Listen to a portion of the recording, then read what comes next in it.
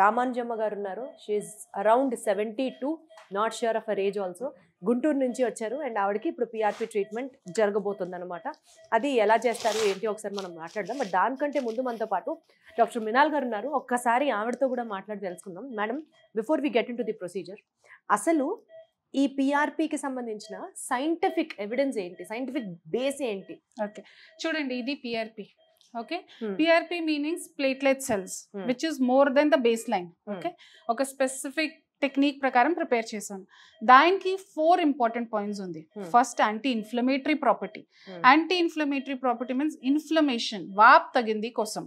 ఇది పిఆర్పి తర్వాత వాప్ తగ్గిపోతుంది, నొప్పి తగ్గిపోతుంది. Second is regenerative property. Regenerative means గుజ్జు పెంచడానికి కోసం. Okay, third point is anti microbial property. చాలా మంది పేషెంట్స్ ఏం చెప్తారు, ఇది డాక్టర్స్ చెప్తారు, పిఆర్పి తర్వాత ఇన్ఫెక్షన్ అవుతుంది.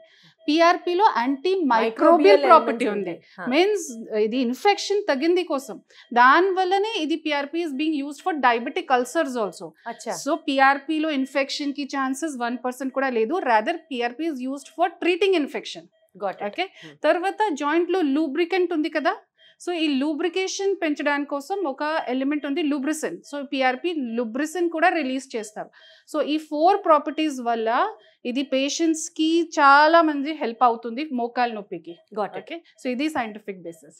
కాబట్టి PRP is 100% safe and 100% effective also. గలుగుతున్నారు కదా, అప్పుడు మీద బెటర్ కదా, ఇంకా వీల్ చైర్ మీద పోకూడదు మీరు.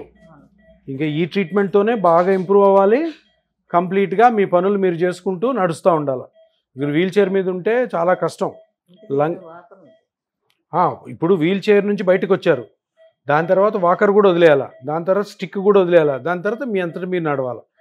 ఇప్పుడు ఈరోజు చేసే ఇంజెక్షను మీ గుజ్జు ఎక్కడైతే అరిగిపోయిందో, ఎక్కడైతే గుజ్జు అరిగిపోయి ఎముక రాసుకుంటుందో ఆ గుజ్జును పెంచడం కోసం. ఈరోజు బ్లడ్ తీసుకున్నాం కదా, మీది బ్లడ్ తీసుకొని ప్రాసెస్ చేసాం కదా, దాంట్లో కొన్ని కణాలు తీసి ఇప్పుడు గుజ్జు ఎక్కడ అరిగిపోయిందో ఈ మిషన్స్లో చూసి అక్కడ చిన్న ఇంజెక్షన్ వదులుతాం. అంటే ఈ రోజు నుంచి మీ గుజ్జు పెరగడం మొదలవుతుంది అనమాట. మళ్ళీ నెక్స్ట్ టైం వచ్చినప్పుడు ఆ గుజ్జు ఎంత పెరిగిందో మీకు చూపిస్తాం. కానీ మేము చెప్పిన ఎక్సర్సైజులు కరెక్ట్ చేసుకోవాలా, వద్దన్న పనులు చేయకూడదు, చేసుకోవాల్సిన పనులు చేయాలి. సరేనమ్మా, బాగుండు. చిన్న ఇంజెక్షన్ చేస్తాను. స్కాన్ కియాక. ఇప్పుడు రామాంజనమ్మ గారు గుంటూరు నుంచి వచ్చారు. ఇక్కడ ఈ 2 ఎముకల మధ్యలో కొంచెం గ్యాప్ ఉంది. ఇక్కడ ఉందా? ఆల్మోస్ట్ వచ్చేసింది దగ్గరికి, అతుక్కుపోయింది. లైట్ గా ఒక చిన్న పేపర్ లాగా ఉంది. ఇది ఒక ఇంకో దగ్గర చూడండి, ఇది ఇక్కడ బాగా గ్యాప్ ఉంది, ఇక్కడ ఇంకొక యాంగిల్లో. సో ఇప్పుడు ఏంటి, ఈ ఎక్స్రేలో, ఈ ఫ్లోరోస్కోపిక్ దాంట్లో మనకు అర్థం అవుతున్నది ఏంటంటే ఎముకల మధ్యలో గ్యాప్ మటుకు తగ్గింది. కానీ అది ఎందువల్ల తగ్గింది, ఆ రెండిటి మధ్యలో ఏముంటాయి, అవి ఎంత తగ్గాయి, దాని మెజర్మెంట్ ఏంటని తెలిపేది ఈ మిషన్. ఓకే, అర్థమైందా? సో అక్కడ కొంత ఇన్ఫర్మేషన్ మనకు వస్తుంది. ఈ దీంట్లో ఆ 2 బోన్స్ మధ్యలో ఏమేమి ఉంటాయి, రైట్ సార్, అవి అరిగిపోవడం వల్లనే కదా ఇప్పుడు బోన్స్ దగ్గరికి వచ్చాయి. సో ఇది చాలా ఇంపార్టెంట్ అన్నమాట. ఇప్పుడు ఇక్కడ మీరు చూసినట్టయితే ఈ పిక్చర్లో చూడండి, ఈ నల్లగా చూసారా, ఇదంతా ఫ్లూయిడ్. ఫ్లూయిడ్ ఎందుకు వస్తుంది అంటే ఈ 2 బోన్స్ ఎప్పుడైతే రబ్ అవుతాయో ఫ్లూయిడ్ జనరేట్ అవుతుంది. ఇది ఎక్స్రేలో కనపడుతుందా? కనపడలేదు. సో ఫస్ట్ ఇప్పుడు ఈరోజు చేసినప్పుడు ఈ ఫ్లూయిడ్ తీయాలి, ప్లస్ ఆ ఫ్లూయిడ్ ఎందుకు వచ్చింది, 2 బోన్స్ మధ్యలో ఉన్న కార్టిలేజ్ అరగడం వల్ల. ఆ కార్టిలేజ్ కూడా ఎలా అరిగిందో నేను మళ్ళీ ఇప్పుడు చూపిస్తాను మీకు. ఫస్ట్ ఇంజెక్షన్ చేసి తర్వాత చూపిస్తాను. ఇప్పుడు రామాంజనమ్మ గారి బ్లడ్లోంచి మనము ప్లాస్మాని వేరు చేసాం. ఇదంతా ప్లాస్మా, తెల్లగా చూసారా, ప్లాస్మా. ఇదైతే ఈ కింద గ్రోత్ ఫ్యాక్టర్స్ ఉంటాయి. ఈ కింద ఒక పోర్ట్ ఉంది చూసారా, ఈ పోర్ట్లోంచి మటుకు మనం గ్రోత్ ఫ్యాక్టర్స్ తీసి అవి మాత్రం ఎక్కించామన్నమాట. సో ఇక్కడ ఈ పోర్ట్ ఉంది చూసావా, అది ఇదంతా ప్లాస్మా, దాంట్లో కొన్ని గ్రోత్ ఫ్యాక్టర్స్ తీసుకొని మనం ఎక్కిస్తామన్నమాట. ఇప్పుడు కింద నల్లగా చూసారా, ఇది ఆర్బీసీ, ఇది కూడా మనకి వేస్ట్. సో ఇదంతా వెళ్ళిపోయింది, ఇది మిగిలింది. దీన్ని ఇక్కడ నుంచి ఎంత వీలైతే ఆ కింద అడుగుదల ఉన్నాయి గ్రోత్ ఫ్యాక్టర్స్, అవి తీసుకుంటాం అనమాట.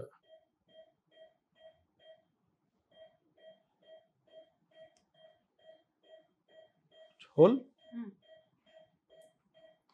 సరే, ఇది ఇందులోకి వచ్చేదంతా కూడాను మనకు కావాల్సినట్టు పిఆర్పి.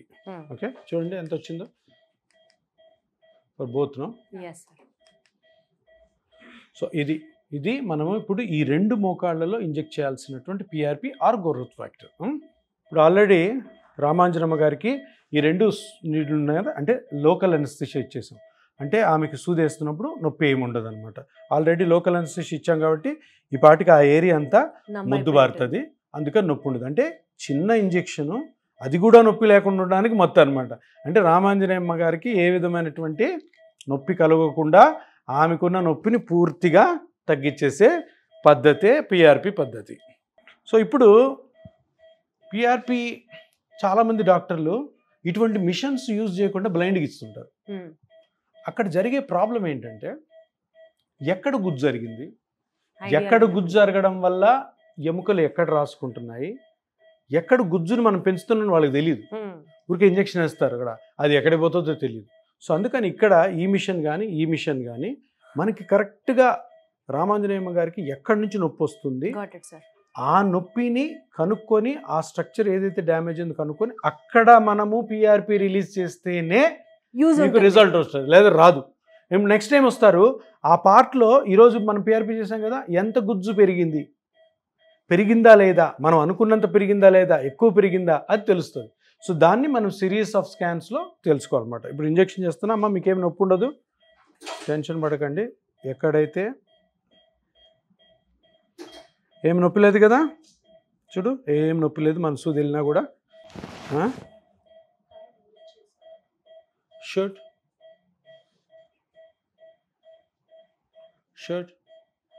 చూసారా, ఎక్కడైతే గుజ్జు జరిగిందో అటు పోతున్నాం మనం.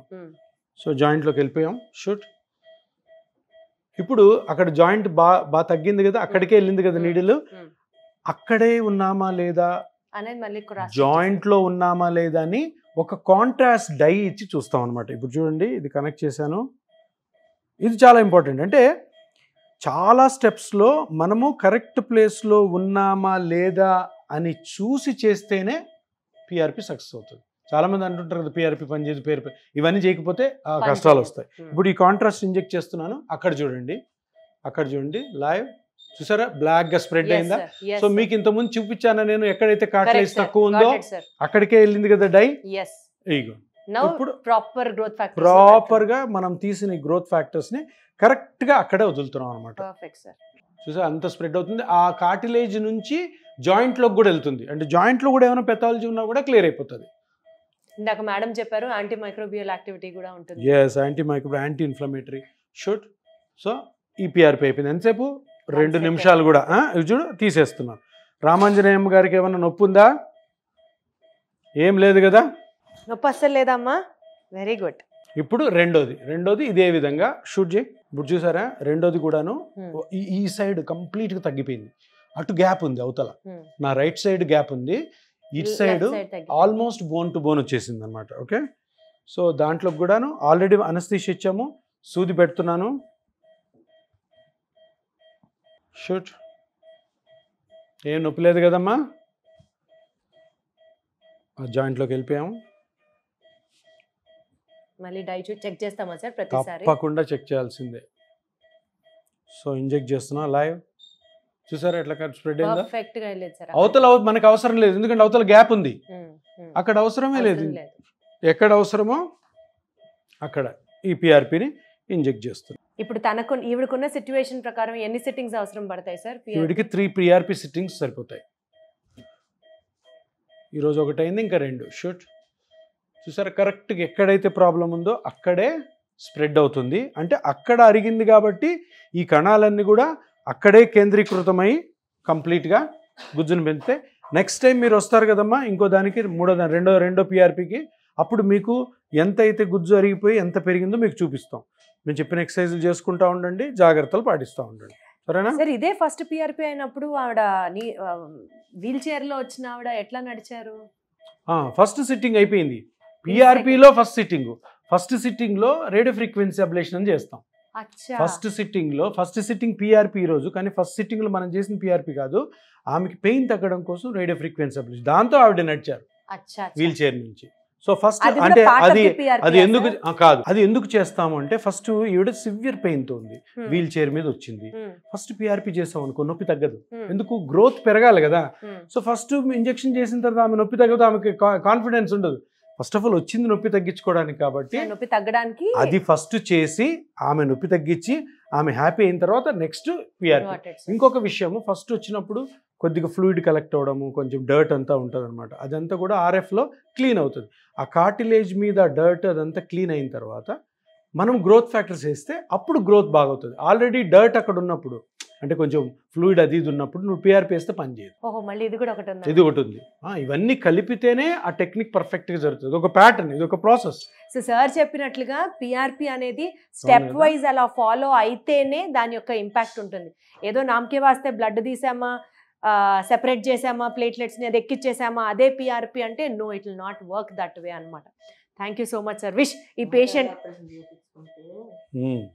మోకాళ్ళ నొప్పికి డాక్టర్లు ఆపరేషన్ చేయాలన్నారు, మా అబ్బాయిలు చేయించుకోమ్మా అన్నారు.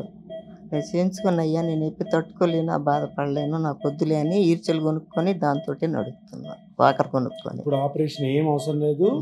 ఈ రక్తంలోంచి కణాలను వేసాం కదా, అది పూర్తిగా గుజ్జును పెంచుతాయి. కొన్ని చిన్న చిన్న జాగ్రత్తలు పాటిస్తే చాలు, హ్యాపీగా ఉంటారు. నమస్కారం. సో ఇది ఒక పేషెంట్ యొక్క సాటిస్ఫాక్షన్ పాయింట్. విష్ ఈవిడ మనలాగా నార్మల్గా నొప్పి లేకుండా నడుస్తారని మనస్ఫూర్తిగా కోరుకుంటూ థ్యాంక్ యూ సో మచ్.